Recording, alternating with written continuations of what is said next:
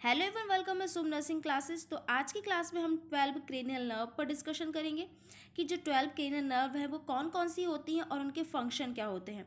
तो फर्स्टली तो हम यहाँ पर नाम से स्टार्ट करते हैं कि 12 क्रेनियल नर्व ये कौन कौन सी होती हैं।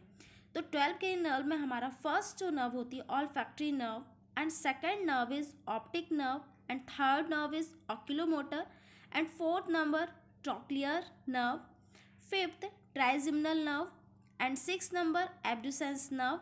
Facial nerve, it's the seventh cranial nerve.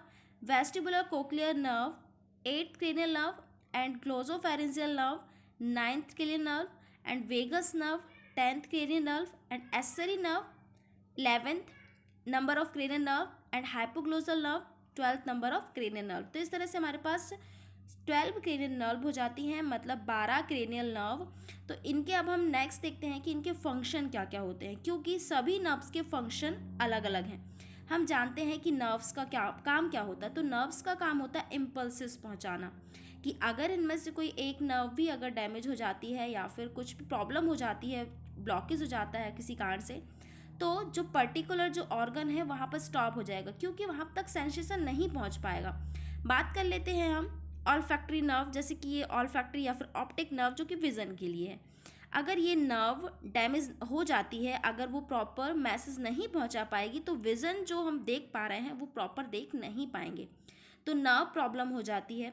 कई बार हम पैरालिसिस देखने को मिलता है, तो वन साइड पैरालिसिस है या फिर सेकंड साइड पैरालिसिस है, तो ये भी हमारे वेगस नर्व के कारण देखने को मिलता है। या फिर ग्लोसोफेरेंजियल नर्व का भी जो माउथ होता है, मुंह जबड़ा बंद हो जाता है, बात करना नहीं आता है, तो कहीं ना कहीं जो नर्व्स है इम्पल्सिस नहीं पहुंचा पा रही है। तो ये नर्व्स हमारे बॉडी के लिए बहुत ही इंपॉर्टेंट है। नर्व्स का काम होता है कि हमारे बॉडी को हमारे पर्टिकुलर पार्ट तक इम्पल्सिस पहुंचाना। तो आइए हम नेक्स्ट यहाँ पर देखते हैं कि एक एक नर्व का काम क्या है, कौन सी नर्व हमें कहाँ पर सेंसेशन पहुंचाने का काम करती है।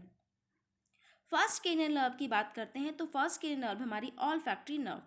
तो ये ऑल्फैक्टरी जो नर्व होगी वो हमारे स्मेल के लिए होती है, सेंस ऑफ स्मेल। जो हम स्मेल सूंघते हैं कोई भी चीज़, हमें सेंसेशन होता है अच्छा बुरा, मतलब को बहुत अच्छी स्मेल आ रही है, फ्रेगनेंस जो आ रही है हमारे नोज़ के हेल्प से, तो वो जो फ्रेगनेंस है वो कौन पहुंचा रहा है, ऑल्फैक्टरी नर्व के हेल्प से। अगर ऑल्फैक्टरी नर्व नहीं है तो हम जो स्मेल है वो प्रॉपर नहीं ले पाएंगे, क्योंकि वो मैसेज ही नहीं पहुंचा पाएगा हमारे ब्रेन तक ऑल्फैक्टरी नर्व, तो हमें मैसेज नहीं आएगा कि हमें हमें कौन सी स्मेल आ रही है, फाउली स्मेल आ रही है या फिर अच्छी कोई फ्रेगनेंस कोई अच्छी आ रही है, परफ्यूम की स्मेल आ रही है, कोई भी स्मेल आ जाती है, तो ऑल्फैक्टरी नर्व हमारे स्मेल के लिए हेल्पफुल होती है। तो सेंसेशन ऑफ स्मेल।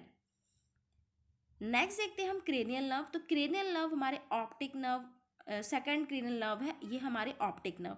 तो ऑप्टिक नर्व होती है वो विजन के लिए होती है, visual signal of to the brain. तो विजुअल मतलब कोई भी चीज़ हम देखते हैं तो वो देखने के बाद एक छवि बनती है, देन ब्रेन के पास जाती है, ब्रेन फिर रिप्लाई करता है कि ये क्या है।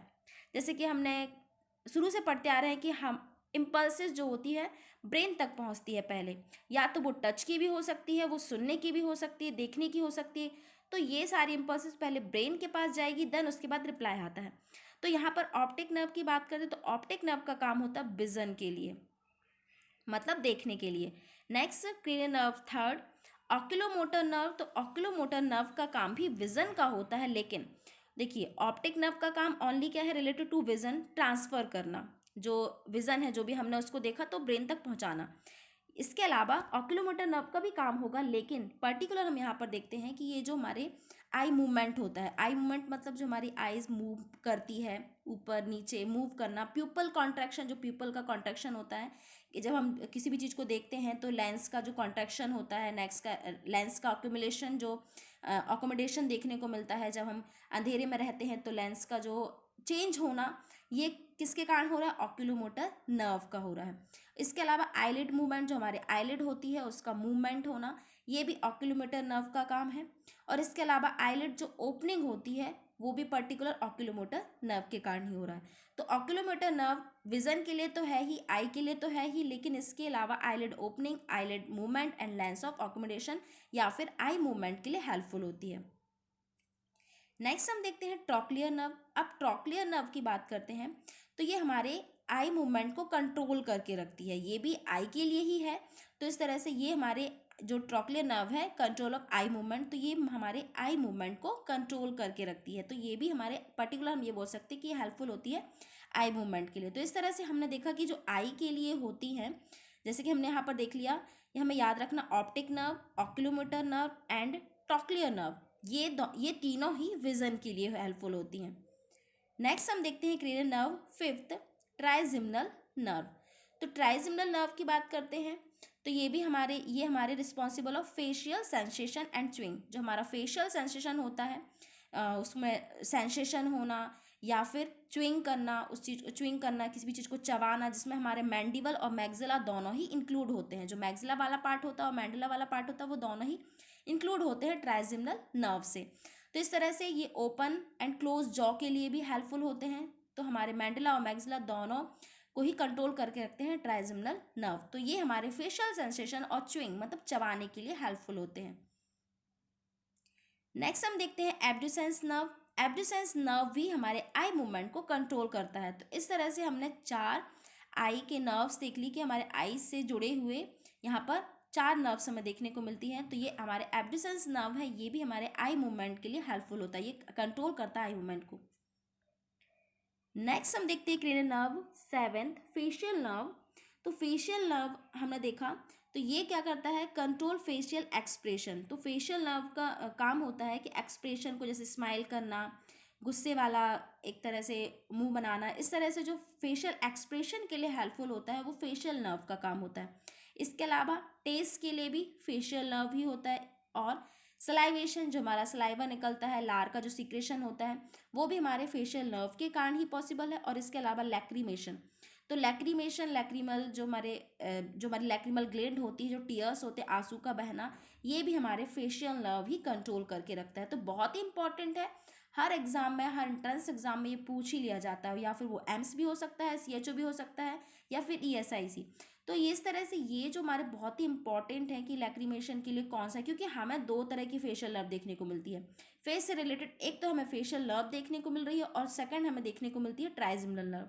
तो हमें याद रखना है कि जो ट्राइजेमिनल नर्व है, ये भी फेस सेंसेशन के लिए है, च्विंग के लिए है, ये जॉ को कंट्रोल करके रखती है। लेकिन जो हमारे फेशियल नर्व है, वो फेशियल एक्सप्रेशन, टेस्ट और सलाइवेशन, सलाइवा का सिक्रेशन होना, इसके अलावा लैक्रीमेशन, जो हमारे टीयर्स होते हैं, आंसू होते हैं, उनको भी कंट्रोल, उनका बहना या फिर उनको उनका कंट्रोल रखना, ये फेशियल नर्व का काम होगा।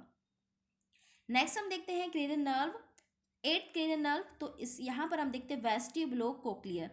तो वेस्टिबुलो कोक्लियर का काम होगा हेयरिंग एंड बैलेंस करना, जो हमें उसको बैलेंस करना। तो ये काम होगा वेस्टिबुलो कोक्लियर का, ये हमारी 8 नर्व के अंदर आ जाता है। कई बार सुना होगा कि बच्चा बहरा है, तो ज़रूरी नहीं है कि उसके कोई पार्ट डैमेज है, उस कारण से उसमें हेयरिंग प्रॉब्लम है। कई बार ऐसा भी होता है कि जो नर्व्स होती है वो ब्रेन तक इम्पल्सेस नहीं पहुंचा पा रही होती है, तो वो हमेशा उसमें जो भी, तो वो हमेशा ही क्या रहता है, बहरा बना रहता है। तो ये जो हमारे नर्व्स भी बहुत हेल्पफुल होती है, क्योंकि जो हमारे सेंसेशन ही नहीं पहुंचेगा ब्रेन तक, वेस्टिबुलर नर्व्स, या फिर हम बोल सकते हैं कि एब्सेंट है, या फिर वहाँ पर सेंसेशन प्रॉपर नहीं पहुंचा पा रही है, डैमेज है, तो उस कारण से प्रॉपर उसको सुनाई ही नहीं देगा। मतलब आवाज़ तो जाएगी लेकिन ब्रेन तक उसको मैसेज नहीं पहुंच पाएगा। तो जब ब्रेन तक मैसेज नहीं पहुंचेगा तो उसको वो रिप्लाई नहीं कर सकता, क्योंकि उसको सुनाई ही नहीं देगा। तो इस तरह से वेस्टिबुलर कोक्लियर नर्व ब्रेन को मैसेज देती है हेयरिंग के लिए। तो इस तरह से हमारी 8 नर्व सुनने के लिए हेल्पफुल होती है, या फिर उसको बैलेंस करने के लिए हेल्पफुल होती है। नेक्स्ट क्रेनियल नर्व की बात करते हैं, 9th cranial nerve, glossopharyngeal nerve. तो ग्लोसोफेरेंजियल नर्व ये हमारी मोटर और सेंसरी दोनों फंक्शन को कंट्रोल करती है। अब मोटर और सेंसरी ये हमारे 9th नर्व के अंदर आती है, याद रखना है, ये मोटर और सेंसरी दोनों फंक्शन को रेगुलेट करके मतलब कंट्रोल करके रखती है। अब इसमें देख लेते हैं सेंसरी फंक्शन, रिसीव इन्फॉर्मेशन किस किस का करता है, जैसे कि थ्रोट हो गया, टॉन्सिल्स हो गया, मिडिल ईयर है, एंड बैक ऑफ द टंग, जो हमारे टंग के पीछे वाला है। तो इनके सेंसेशन के लिए, इनको इन्फॉर्मेशन पहुंचाने के लिए ग्लोसोफेरेंजियल हेल्पफुल है। इसके अलावा sensation of taste and back of the tongue, तो इस तरह से टेस्ट के लिए भी हमारी ग्लोसोफेरेंजियल नर्व हेल्पफुल होती है। तो ये मोटर और सेंसरी दोनों ही नर्व्स के अंदर आती है, इस चीज़ को हमें याद रखना है। नेक्स्ट हमारी है 10th nerve, 10th cranial nerve, vagus nerve. Vagus nerve का भी एग्जाम में भी पूछा गया था, CHO के एग्जाम में पूछा गया था कि वहाँ पर एक क्वेश्चन आया था कि जो हार्ट रेट है वो किससे रिलेटेड है, किस नर्व से रिलेटेड है। तो यहाँ पर हम देखते हैं the vagus nerve has tested source a range of function providing motor sensory parasympathetic function. ये मोटर एंड सेंसरी, इसके अलावा पैरासिम्पथेटिक फंक्शन का भी वर्क करती है। जैसे कि यहाँ पर बात करते हैं, जैसे कि outer part of the year, यहाँ को कंट्रोल करती है, यहाँ के सेंसेशन के लिए हेल्पफुल होती। थ्रॉट का और हार्ट के एब्डोमिनल जो ऑर्गन्स होते हैं वो भी हमारे वेगस नर्व के अंदर आ जाएंगे। इसके अलावा टेस्ट सेंसेशन को भी यहाँ पर कंट्रोल करके, टेस्ट सेंसेशन के लिए भी वेगस नर्व हेल्पफुल होती है।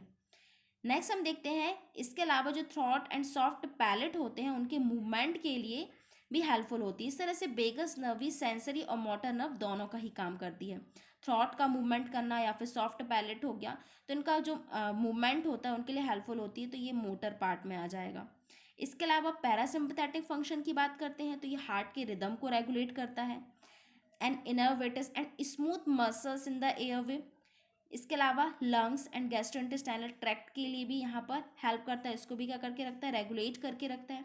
इस तरह से हमने वेगस नर्व को देखा कि ये जो हमारे मोटर एंड सेंसरी दोनों ही नर्व को कंट्रोल करके रख रहा है। तो हमने देखा कि वेगस नर्व में हार्ट हो गया, मसल्स हो जाते हैं, लंग्स हो जाता है, जो गैस्ट्रोइंटेस्टाइनल ट्रैक्ट है वो भी हमारे वेगस नर्व में इंक्लूड हो जाते हैं। तो ये हम बहुत इम्पॉर्टेंट है कि हमारे वेगस नर्व बहुत से बॉडी पार्ट को कवर करके रख रहा है।